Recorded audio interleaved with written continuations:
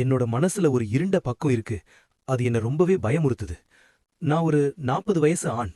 என் மனைவியோட 2 குழந்தைங்களோட சந்தோஷமா வாழ்ந்துட்டு இருக்கேன். என் மனைவிக்கு 36 வயசு. கல்யாணம் ஆகி 10 வருஷம் ஆச்சு. எங்களுக்கு அரேஞ்ச் மேரேஜ் தான். ஆனா நாங்க ஒருத்தர ஒருத்தர் ரொம்ப லவ் பண்றோம். நான் ஒரு பிரைவேட் கம்பெனில வேலை செய்றேன்.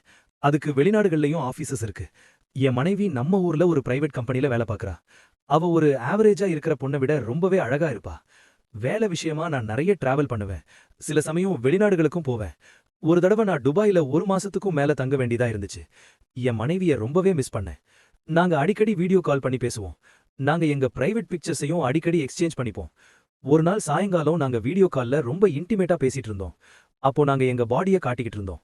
அந்த நேரத்துல என் நண்பன் ஒருத்தன் ரூம்குள்ள வந்துட்டான். அவன் எங்களை ஆக்சிடென்ட்டா பார்த்துட்டான். உடனே சாரி கேட்டுட்டு வெளியே போயிட்டான். நாங்க 2 பேரும் ரொம்ப எம்பாரஸா ஃபீல் பண்ணோம். அப்புறமா நான் அவனை டின்னருக்கு வெளியே மீட் பண்ணப்போ எனக்கு கொஞ்சம் ஷையா இருந்துச்சு. ஆனா அவன் என்ன கம்ஃபர்ட் பண்ண ட்ரை பண்ணான்.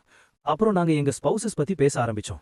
கடைசியில எங்க பெட்ரூம் ஸ்டோரிஸ் பத்தி பேசுற அளவுக்கு போயிட்டோம்.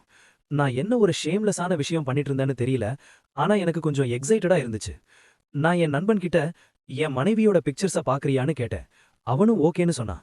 என் மனைவி எனக்கு அனுப்பியிருந்த பிக்சர்ஸ அவனுக்கு காட்டுனேன். அதுல அவளோட நேக்கெட் பிக்சர்ஸும் இருந்துச்சு. அந்த நிமிஷம் எனக்குள்ள ஒரு விசித்திரமான எண்ணம் தோணுச்சு. என் மனைவியோட நேக்கெட் பாடிய நான் மட்டும்தான் பார்க்கணும்.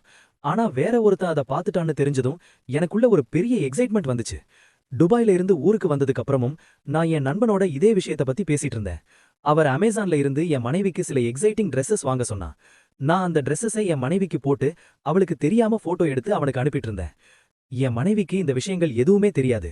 அவளுக்கு இது தெரியவே கூடாதுன்னு நான் நினைக்கிறேன். இந்த மாதிரி கக்கோல்ட் ஃபேண்டசிஸோட நான் ஒரு ஷேம்லெஸ் கிரியேச்சரா இருக்கேன். என் மனைவியோட ரெப்புடேஷனை கெடுக்கிறதுக்கு முன்னாடி இதிலிருந்து நான் வெளியே வரணும். இது என் மனைவியோட ரெப்புடேஷனை கெடுத்துடுமோன்னு பயமா இருக்கு. இந்த மாதிரியான ஒரு எண்ணத்திலிருந்து நான் எப்படி வெளியே வர்றதுன்னு யாருக்காவது ஐடியா இருக்கா?